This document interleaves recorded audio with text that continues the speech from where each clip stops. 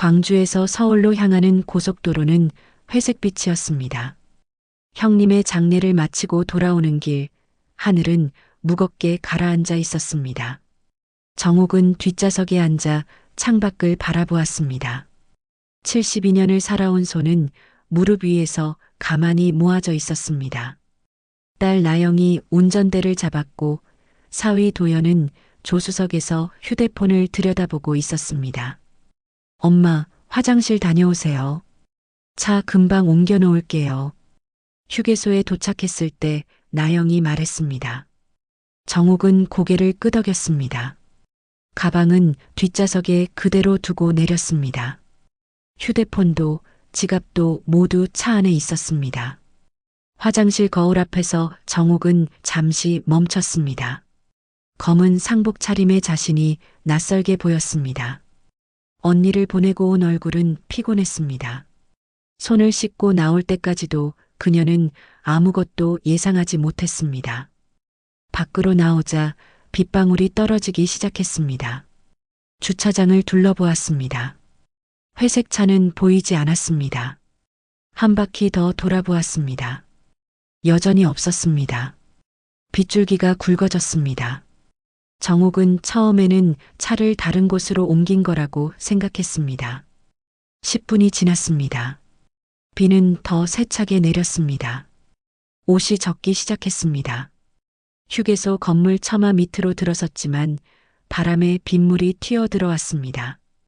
주차장에는 차들이 계속 들어오고 나갔지만 그녀가 아는 차는 나타나지 않았습니다. 어머니, 괜찮으세요? 휴게소 직원이 다가왔습니다. 20대로 보이는 젊은 여자였습니다. 손에 우산을 들고 있었습니다. 차가 안 보이네요. 정옥의 목소리는 떨렸습니다. 가족분들이 어디 가셨나 봐요. 전화 한번 해보세요. 전화기가 차 안에. 말을 마치지 못했습니다. 직원은 잠시 망설이다가 자신의 휴대폰을 꺼냈습니다. 번호 아세요? 정옥은 고개를 저었습니다. 딸의 번호를 외우지 못했습니다. 항상 저장된 이름을 눌러 전화했기 때문입니다. 직원은 우산을 정옥에게 씌워주었습니다. 일단 안으로 들어가세요. 혹시 돌아오실 거예요? 휴게소 매점 안 플라스틱 의자에 앉았습니다. 창밖으로 주차장이 보였습니다. 차들이 왔다가 떠났습니다. 시간이 흘렀습니다. 30분, 1시간. 정옥은 가만히 앉아 있었습니다. 손은 계속 떨렸습니다. 추워서가 아니었습니다. 그녀는 생각했습니다. 실수일 거라고. 딸이 화장실 앞에 다시 올 거라고. 하지만 마음 한구석에서는 다른 생각이 떠올랐습니다. 일부러 두고 간 건 아닐까? 그 생각을 밀어냈습니다. 아니라고 스스로에게 말했습니다. 하지만 생각은 계속 돌아왔습니다. 최근 몇 달 동안의 일들이 떠올랐습니다. 딸의 차가운 눈빛, 사위의 짧은 대답들, 집안에서 점점 작아지던 자신의 존재. 2시간이 지났을 때 정옥은 알았습니다. 돌아오지 않을 거라는 것을. 직원이 다시 다가왔습니다. 손에 따뜻한 커피를 들고 있었습니다. 어머니, 이거라도 드세요. 경찰에 연락 도와드릴까요? 정옥은 고개를 들었습니다. 젊은 직원의 얼굴에는 진심 어린 걱정이 있었습니다. 낯선 사람이었습니다. 피 한 방울 섞이지 않은. 그 순간 정옥은 깨달았습니다. 도움은 가족이 아니라 타인에게서 왔습니다. 따뜻함도 걱정도 모두. 72년을 살면서 믿었던 것들이 흔들렸습니다. 피가 이어졌다고 해서 사랑이 보장되는 건 아니었습니다. 괜찮습니다. 택시를 불러주시겠어요? 목소리는 떨리지 않았습니다. 택시가 도착할 때까지 정옥은 창밖을 바라보았습니다. 빗속을 달리는 차들을 지켜봤습니다. 그중 어느 차도 멈추지 않았습니다. 돌아오지 않았습니다. 택시 뒷좌석에 앉았을 때 기사가 물었습니다. 어디로 모실까요? 서울이요. 은평구. 집 주소를 말했습니다. 하지만 그곳이 아직 집인지는 확신할 수 없었습니다. 차창 너머로 휴게소가 멀어졌습니다. 빗줄기는 여전했습니다. 정옥은 젖은 옷 위에 담요를 덮으며 생각했습니다. 오늘 이후 무언가가 달라질 거라고, 더 이상 가만히 당하고만 있지 않을 거라고. 비는 밤새 내렸습니다. 새벽 1시에 집 앞에 도착했습니다. 정옥은 기사에게 요금을 물었습니다. 8만 5천 원입니다. 딸에게 빌려야 했습니다. 기사는 현관 앞까지 따라와 초인종을 대신 눌러주었습니다. 한참을 기다렸습니다. 불이 켜지고 나영이 문을 열었습니다. 잠옷 차림이었습니다. 엄마, 왜 이렇게 늦게? 택시비 좀.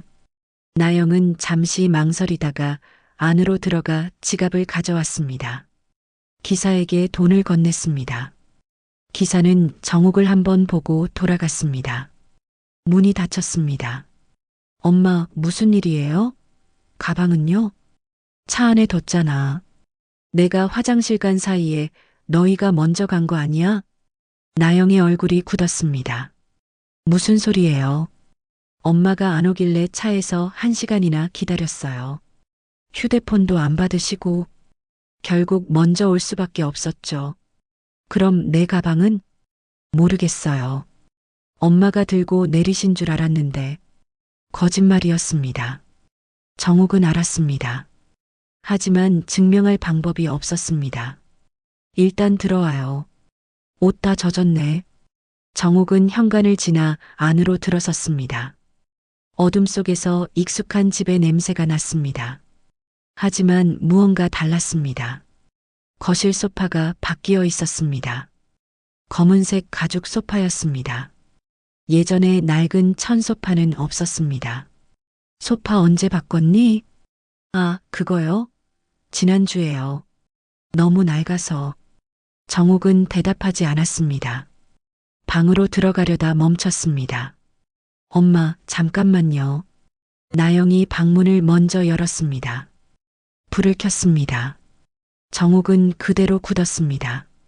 방 안에는 러닝머신이 놓여 있었습니다. 벽 쪽에는 전자드럼 세트가 있었습니다. 창가에 있던 화장대는 사라졌습니다. 40년을 함께한 화장대였습니다. 이게 뭐니? 아, 그게요.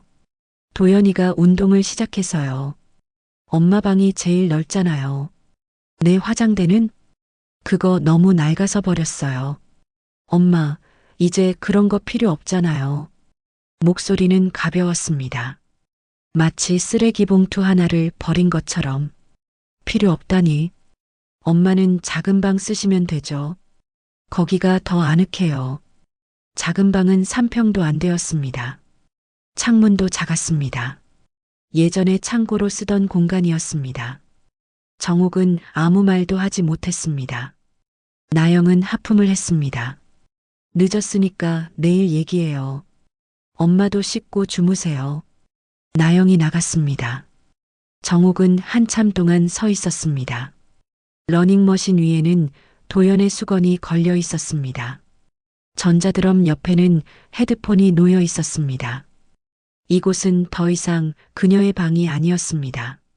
작은 방으로 들어갔습니다. 침대가 겨우 들어갈 크기였습니다. 벽에는 곰팡이 자국이 있었습니다. 정옥은 침대 끝에 앉았습니다.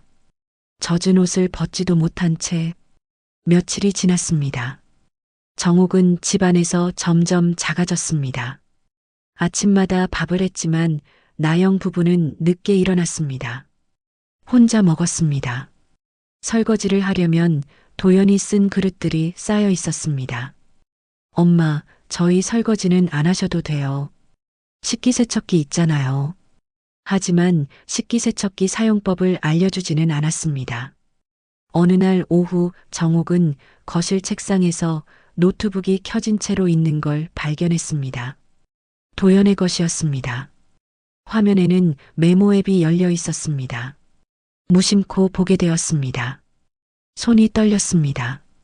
정옥은 노트북 화면을 사진으로 찍고 싶었지만 휴대폰이 없었습니다. 대신 메모지에 베껴 썼습니다. 글씨가 흔들렸습니다. 발소리가 들렸습니다. 재빨리 노트북을 원래대로 두고 부엌으로 갔습니다. 도연이 거실로 나왔습니다. 어머님, 거기 계셨어요? 응. 물 마시려고. 도연은 노트북을 집어들고 방으로 들어갔습니다. 그날 밤 정옥은 작은 방 침대에 누워 천장을 바라봤습니다. 메모지는 베개 밑에 숨겨두었습니다. 요양원, 집 처분, 사업자금, 세 단어가 머릿속을 맴돌았습니다. 이제 확실했습니다. 딸 부부는 자신을 짐으로 여기고 있었습니다. 치워야 할 장애물로. 정옥은 일어나 앉았습니다. 작은 창문 밖으로 아파트 불빛들이 보였습니다. 저마다의 집에서 사람들이 살고 있었습니다. 그녀는 생각했습니다. 72년을 살아오면서 많은 걸 견뎠습니다. 남편이 떠난 뒤 혼자 가게를 꾸렸습니다. 추운 새벽 시장에 나가 재료를 날랐습니다. 손이 트고 허리가 아파도 멈추지 않았습니다. 딸들을 대학에 보냈습니다. 결혼 자금도 보탰습니다. 그 모든 세월이 지금 이 좁은 방 안에 갇혀 있었습니다. 하지만 정옥은 결심했습니다. 가만히 당하고만 있지 않겠다고. 이번에는 달라질 거라고. 새벽 4시 정옥은 잠들지 못했습니다. 베개 밑에 메모지를 꺼내 다시 읽었습니다. 글씨는 떨렸지만 내용은 선명했습니다. 증거였습니다. 그녀는 다음날 해야 할 일을 머릿속으로 정리했습니다. 은행에 가야 했습니다. 부동산에도 들러야 했습니다. 그리고 무엇보다 더 많은 증거를 모아야 했습니다. 창밖이 밝아오기 시작했습니다. 정옥은 일어나 옷을 갈아입었습니다. 거울을 보았습니다. 72세의 얼굴이었지만 눈빛은 달라져 있었습니다. 싸움은 이제 시작이었습니다. 정옥은 새벽 6시에 집을 나섰습니다. 나영 부부가 일어나기 전이었습니다. 손에는 낡은 가방 하나뿐이었습니다. 첫 번째로 간 곳은 은행이었습니다. 어르신, 통장 정리하시려고요? 창구 직원이 물었습니다. 정옥은 고개를 끄덕였습니다. 제 명의로 된 계좌가 몇 개나 되는지 확인하고 싶어요. 직원은 신분증을 확인한 뒤 컴퓨터를 두드렸습니다. 잠시 후 종이를 건넸습니다. 국민은행 정기예금 5천만 원, 농협 적금 8천만 원, 지역은행 예금 2천만 원, 총 1억 5천만 원이었습니다. 정옥은 숨을 깊이 들이쉬었습니다. 생각보다 많았습니다. 반찬 가게를 하며 조금씩 모은 돈이었습니다. 딸에게 결혼 자금을 보탠 뒤에도 남은 돈이었습니다. 혹시 이 계좌들 다른 사람이 조회한 적 있나요? 그건 알려드릴 수 없습니다만 공동 명의자가 있으면 가능하겠죠. 공동 명의요? 네, 따님 분이시던데요. 작년에 추가하셨잖아요. 정옥은 기억하지 못했습니다. 작년 어느 날 나영이 은행 서류에 도장을 찍어달라고 했던 게 떠올랐습니다. 노후 대비용이래요. 엄마 혼자서는 불편하시잖아요. 그때 그녀는 의심하지 않았습니다. 공동 명의를 해지할 수 있나요? 본인 확인 후 가능합니다. 다만 상대방 동의가 필요할 수도. 동의 없이는 안 되나요? 직원은 난처한 표정을 지었습니다. 일단 상담받으시는 게 좋을 것 같습니다. 저희 지점장님께. 정옥은 고개를 저었습니다. 시간이 걸릴 것 같았습니다. 다른 방법을 찾아야 했습니다. 은행을 나와 부동산으로 향했습니다. 어머님, 집을 파시려고요? 중개인은 놀란 표정이었습니다. 아니, 확인만 하려고요. 이 집 명의가 누구 앞으로 되어 있는지. 아, 등기부등본 떼시려고요? 잠시만요. 서류가 나왔습니다. 정옥의 이름이 있었습니다. 하지만 특이사항란에 담보 설정이 되어 있었습니다. 이게 뭔가요? 대출이 잡혀 있네요. 8천만 원. 작년 6월에 정욱은 아무것도 몰랐습니다. 작년 여름 나영이 서류를 들고 온 적이 있었습니다. 엄마, 여기 사인만 해주세요. 세금 관련 서류래요. 그때도 그녀는 믿었습니다. 담보대출이요? 제가 받은 적 없는데. 명의자가 어머니시니까 어머니가 받으신 거죠. 아니면 따님분이 공동명의로. 정욱은 더 듣지 못했습니다. 귓가가 멍했습니다. 부동산을 나와 벤치에 앉았습니다. 오후 햇살이 따뜻했지만 몸은 떨렸습니다. 집도 돈도 이미 반쯤 넘어간 상태였습니다.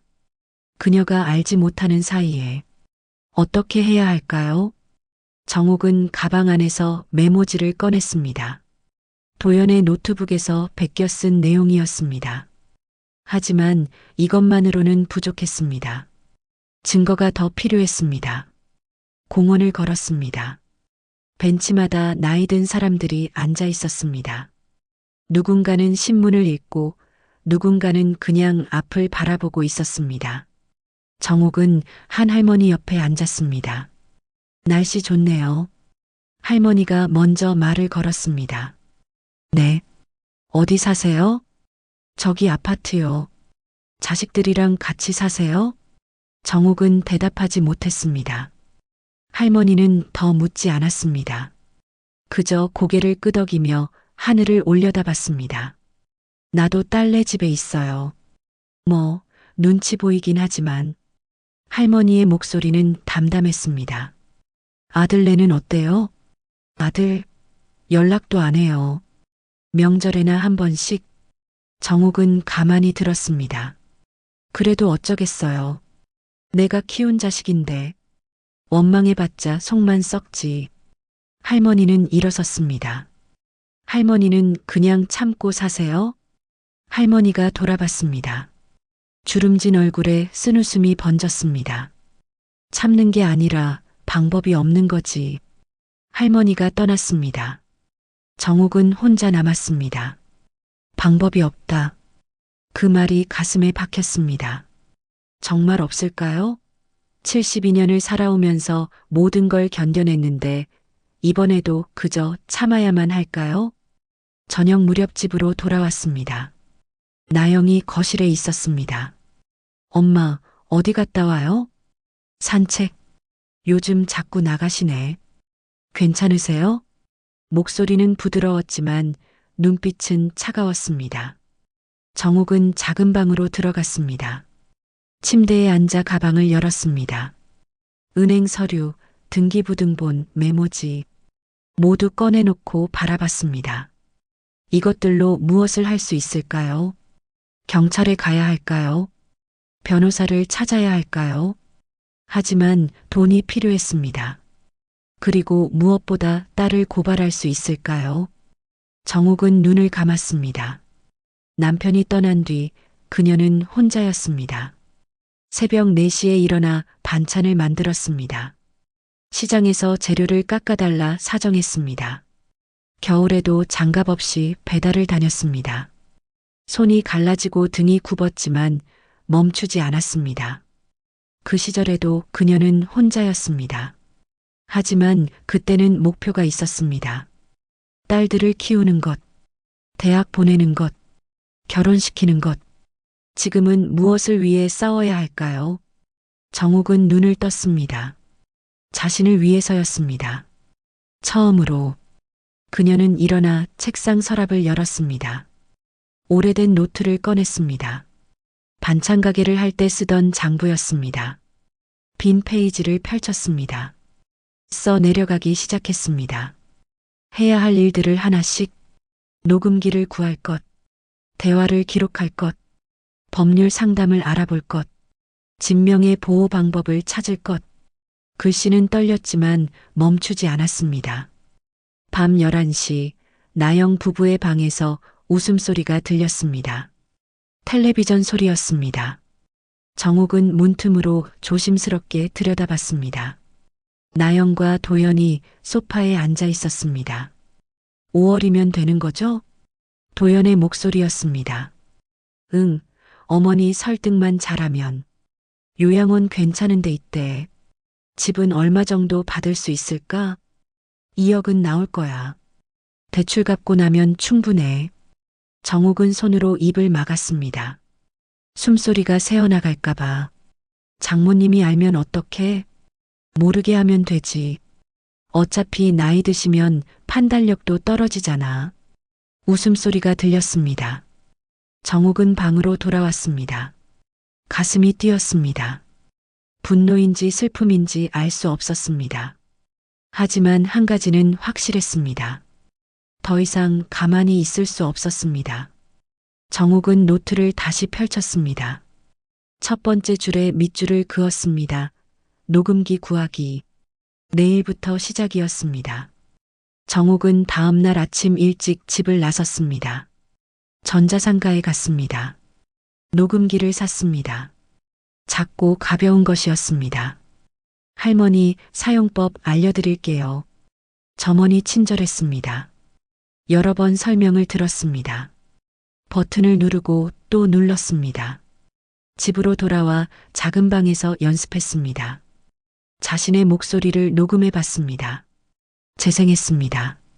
떨리는 목소리가 들렸습니다. 사흘 동안 정옥은 녹음기를 품에 지녔습니다. 나영 부부가 대화할 때마다 조용히 켰습니다. 거실에서, 부엌에서, 복도에서. 엄마 통장 비밀번호 알아냈어? 응, 생년월일이더라. 요즘 누가 그렇게 쉽게 만들어. 웃음소리. 5월 초에 상담 한 번 더 가자. 요양원 계약금 준비해야지. 집 매매는? 부동산에서 연락 오면 바로 진행. 어머니 몰래. 정옥은 모든 걸 기록했습니다. 날짜와 시간도 메모했습니다. 일주일이 지났습니다. 정옥은 법률구조공단을 찾아갔습니다. 상담실에서 변호사를 만났습니다. 어르신, 이런 경우 재산보호 조치를 신청하실 수 있습니다. 그게 뭔가요? 법원에 후견인 지정을 요청하거나 재산관리인을 선임하는 거죠. 다만 시간이 걸립니다. 얼마나요? 빠르면 한 달, 보통은 두세 달. 5월은 3주 후였습니다. 시간이 부족했습니다. 다른 방법은 없나요? 변호사는 잠시 생각했습니다. 집을 먼저 처분하시는 방법도 있습니다. 명의가 어르신 앞으로 되어 있으니까요. 집을 팔라고요? 네. 딸분이 몰래 처분하기 전에 어르신이 먼저 파시는 겁니다. 그리고 그 돈을 안전하게 보관하시고. 정옥은 숨을 깊이 들이쉬었습니다. 집을 파는 것, 생각해 본 적 없는 일이었습니다. 하지만 다른 선택지가 없었습니다.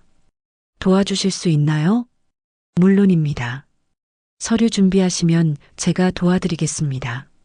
정옥은 공단을 나와 바로 부동산으로 갔습니다. 다른 부동산이었습니다. 집 매매 진행하고 싶어요. 빨리요. 중개인은 집 사진과 정보를 확인했습니다. 이 정도 평수면 금방 나갈 겁니다. 일주일이면 계약 가능할 것 같은데요. 비밀로 해주셔야 해요. 가족이 모르게.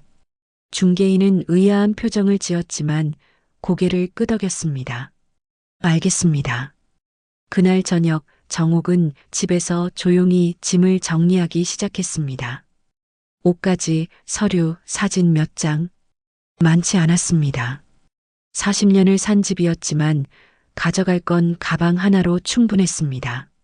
사흘 뒤 부동산에서 연락이 왔습니다. 계약자 나왔습니다. 2억 1천에 내고 들어왔는데 어떻게 하시겠어요? 좋아요. 진행하세요. 잔금은 2주 뒤고요. 그때까지 비우셔야 합니다. 알겠습니다. 정옥은 전화를 끊고 달력을 봤습니다. 5월 2일. 나영 부부의 계획보다 하루 빠른 날이었습니다. 그날 밤 정옥은 마지막 저녁을 준비했습니다. 된장찌개, 불고기, 나물 3가지, 김치. 나영이 어렸을 때 좋아하던 메뉴였습니다. 엄마, 오늘 밥상 푸짐한데요? 나영이 자리에 앉았습니다. 도연도 따라 앉았습니다. 맛있게 먹어. 정옥은 밥그릇을 덜어주었습니다. 나영은 불고기를 집어 먹었습니다. 맛있다. 오랜만에 제대로 차린 것 같아요. 도연도 고개를 끄덕였습니다. 정옥은 가만히 지켜봤습니다. 딸의 얼굴을, 손놀림을, 웃는 모습을. 언제부터였을까요? 이렇게 멀어진 게. 밥을 다 먹고 나영이 설거지를 하려 일어섰습니다. 나영아, 잠깐만. 정옥이 말했습니다. 목소리가 떨렸습니다. 왜요? 앉아봐. 할 얘기가 있어. 나영과 도연이 다시 앉았습니다. 정옥은 가방에서 서류철을 꺼냈습니다. 천천히 식탁 위에 놓았습니다. 이게 뭐예요? 나영의 목소리가 높아졌습니다. 부동산 계약서야. 계약서요? 집을 팔았어. 잔금은 다음 주에 받아. 나영의 얼굴이 하얗게 변했습니다. 도연은 서류를 집어들었습니다. 장모님, 이게 무슨... 그리고 이것도... 정옥은 녹음기를 꺼냈습니다. 재생 버튼을 눌렀습니다. 녹음된 목소리가 흘러나왔습니다. 어머니 몰래 요양원 계약금, 집 처분하고 사업자금. 나영이 일어섰습니다. 엄마, 이건... 앉아. 정옥의 목소리는 조용했지만 단단했습니다. 너희가 날 어떻게 생각하는지 알아. 짐이지. 치워야 할 장애물. 아니에요, 엄마. 오해예요. 나영이 울기 시작했습니다. 하지만 정옥은 멈추지 않았습니다. 휴게소에 나를 두고 간 날 나도 너희를 놓았어야 했어. 엄마 잘못했어요. 정말 잘못했어. 한 번만 용서해줘요. 나영이 무릎을 꿇었습니다. 도연도 고개를 숙였습니다. 미안합니다, 어머님. 정옥은 두 사람을 내려다봤습니다. 72년을 살면서 가장 단단한 순간이었습니다. 용서는 안 해. 하지만 원망도 하지 않을게. 엄마, 나는 내일 이사가. 그리고 너희와의 관계도 여기까지야. 나영이 매달렸습니다. 정옥의 손을 붙잡았습니다. 같이 살아요. 제가 잘할게요. 다시는 그런 생각 안 할게요. 정옥은 손을 빼냈습니다. 이미 늦었어. 내 인생은 내가 지킬 거야. 그날 밤 정옥은 작은 방에서 마지막 밤을 보냈습니다. 복도에서 나영의 흐느끼는 소리가 들렸습니다. 가슴이 아팠습니다. 하지만 흔들리지 않았습니다. 다음 날 아침 이사짐을 챙겼습니다. 가방 2개가 전부였습니다. 나영은 문 앞에 서 있었습니다. 눈이 퉁퉁 부어 있었습니다. 엄마, 어디로 가는데요? 내가 알 필요 없어. 연락은 할 수 있죠? 정옥은 대답하지 않았습니다. 문을 나섰습니다. 엘리베이터를 기다리는 동안 뒤를 돌아보지 않았습니다. 문이 열리고 들어갔습니다. 문이 닫혔습니다. 내려가는 동안 정옥은 거울에 비친 자신을 봤습니다. 72세의 얼굴이었지만 눈빛은 살아있었습니다. 새로운 삶은 지금부터였습니다. 서울 외곽의 작은 원룸이었습니다. 18평, 2층, 남양. 정옥은 짐을 풀며 방을 둘러봤습니다. 부엌은 작았지만 깨끗했습니다. 창가에는 햇살이 들어왔습니다. 화장실에는 곰팡이가 없었습니다. 좁았지만 온전히 그녀의 공간이었습니다. 첫날 밤 정옥은 바닥에 이불을 깔고 누웠습니다. 천장을 바라봤습니다. 고요했습니다. 눈치 볼 사람도 숨죽여야 할 이유도 없었습니다. 이상하게 마음이 편했습니다. 다음 날 아침 시장에 갔습니다. 할머니, 오랜만이네요. 채소가게 주인이 반겼습니다. 예전에 반찬 가게를 할 때 단골이었던 곳이었습니다. 여기 이사 왔어요. 그래요? 잘 됐네. 자주 보겠네요. 무 1개, 배추 반 포기, 파 1단. 손에 익은 장복이었습니다. 집으로 돌아와 부엌에 섰습니다. 칼을 들었습니다. 물을 썰었습니다. 소리가 경쾌했습니다. 된장찌개를 끓였습니다. 김치를 꺼내 작은 접시에 담았습니다. 밥을 지었습니다. 혼자 먹는 밥상이었지만 서럽지 않았습니다. 식사를 마치고 설거지를 했습니다. 그릇이 2개뿐이었습니다. 금방 끝났습니다. 창가에 앉아 커피를 마셨습니다. 인스턴트였지만 따뜻했습니다. 정옥은 오래된 노트를 꺼냈습니다. 반찬 가게를 할 때 쓰던 레시피 노트였습니다. 장조림, 멸치볶음, 무생채, 시금치나물. 40년 전 글씨였습니다. 휴대폰을 꺼냈습니다. 이웃 젊은이에게 배운 방법을 떠올렸습니다. 사진을 찍었습니다. SNS라는 것에 올렸습니다. 오래된 레시피로 만드는 집밥 반찬. 주문받습니다. 글을 올리고 휴대폰을 내려놓았습니다. 기대하지 않았습니다. 1시간 뒤 알림이 울렸습니다. 할머니 반찬 맞나요? 멸치볶음 주문 가능한가요? 정욱은 댓글을 여러 번 읽었습니다. 손가락으로 답장을 썼습니다. 가능합니다. 그날 2건, 다음 날 5건, 일주일 뒤에는 10건이 넘었습니다. 정욱은 새벽에 일어나 반찬을 만들었습니다.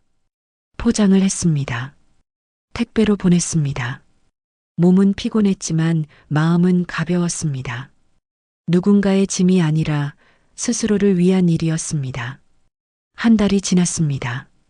어느 날 오후 문자가 왔습니다. 모르는 번호였습니다. 엄마, 나영이에요. 한 번만 만나줘요. 정옥은 한참 동안 화면을 바라봤습니다. 답장을 쓰지 않았습니다. 사흘 뒤 또 문자가 왔습니다. 엄마 건강하세요? 보고 싶어요. 정옥은 휴대폰을 내려놓았습니다. 일주일 뒤 3번째 문자가 왔습니다. 죄송해요. 정말 잘못했어요. 그냥 엄마 얼굴 한 번만 봐도 돼요. 정옥은 창밖을 내다봤습니다. 봄이 깊어지고 있었습니다. 나무에 잎이 돋았습니다. 그날 저녁 답장을 보냈습니다. 다음 주 토요일 3시 집 앞 공원. 토요일이 왔습니다. 정옥은 공원 벤치에 앉아 기다렸습니다. 손에는 아무것도 들지 않았습니다. 나영이 왔습니다. 혼자였습니다. 얼굴은 여위어 있었습니다. 엄마. 나영이 벤치 옆에 섰습니다. 앉지 못했습니다. 앉아. 나영이 조심스럽게 앉았습니다. 정옥과 한 뼘 떨어진 자리였습니다. 한동안 아무도 말하지 않았습니다. 엄마, 미안해요. 나영의 목소리가 떨렸습니다. 미안하다는 말로 되는 게 아니야. 알아요. 그래도 말하고 싶었어요. 정옥은 앞을 바라봤습니다. 아이들이 뛰어놀고 있었습니다. 엄마가 얼마나 힘들게 우리 키웠는지 몰랐어요. 아니, 알면서도 모른 척했어요. 나영이 말을 이었습니다. 도연이랑 싸웠어요. 이혼까지 생각했어요. 근데 그러면서 깨달았어요. 내가 엄마한테 똑같이 했다는 거. 정옥은 고개를 돌렸습니다. 나영을 봤습니다. 나는 널 용서 안 해. 알아요. 하지만 원망도 하지 않을 거야. 나영이 고개를 숙였습니다. 어깨가 떨렸습니다. 엄마, 그냥 잘 지내줘요. 그것만으로도 돼요. 정옥은 가방에서 작은 통을 꺼냈습니다. 멸치볶음이 들어 있었습니다. 내가 좋아하던 거. 나영이 통을 받았습니다. 눈물이 떨어졌습니다. 고마워요, 엄마. 나영이 일어섰습니다. 멈칫했습니다. 돌아봤습니다. 엄마, 다음에 또 볼 수 있어요? 정옥은 대답하지 않았습니다. 하지만 고개를 끄덕였습니다. 작게. 나영이 떠났습니다. 정옥은 혼자 벤치에 앉아 있었습니다. 바람이 불었습니다. 따뜻했습니다. 그날 밤 정옥은 휴대폰을 열었습니다. 주문 메시지가 20개 넘게 와 있었습니다. 할머니 반찬 너무 맛있어요. 엄마 생각나요. 다음 주도 부탁드려요. 정옥은 하나하나 답장을 보냈습니다. 감사합니다. 다음 주에 보내드릴게요. 맛있게 드세요. 창밖으로 밤 공기가 들어왔습니다. 정옥은 노트를 펼쳤습니다. 새 페이지를 열었습니다. 내일 만들 반찬 목록을 적었습니다. 장조림, 콩자반, 시금치나물, 무생채. 글씨는 더 이상 떨리지 않았습니다. 정옥은 창가에 놓인 화분을 봤습니다. 지난주에 산 제라늄이었습니다. 작은 꽃이 피어 있었습니다. 72년을 살아왔습니다. 그중 마지막 몇 달이 가장 힘들었습니다. 하지만 동시에 가장 단단했습니다. 휴게소 빗속에서 혼자 서 있던 그 여자는 이제 없었습니다. 대신 작은 원룸에서 스스로 밥을 짓고 일을 하고 미래를 그리는 여자가 있었습니다. 나이는 숫자였습니다. 삶은 언제든 새로 시작될 수 있었습니다. 정옥은 불을 끄고 누웠습니다. 고요한 어둠 속에서 미소 지었습니다. 내일도 모레도 그 다음 날도 그녀의 인생은 계속될 것이었습니다. 이번에는 온전히 자신의 것으로